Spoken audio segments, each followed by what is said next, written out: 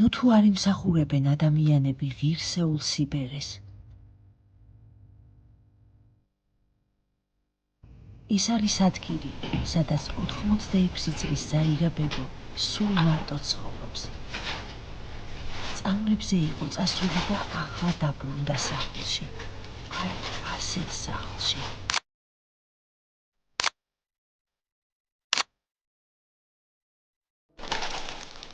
უცნებობდა ასეთ სიბერეზე? არა, რა თქმა უნდა. რა შეყოფნის პენსია? არაფერში, მეგობრებო.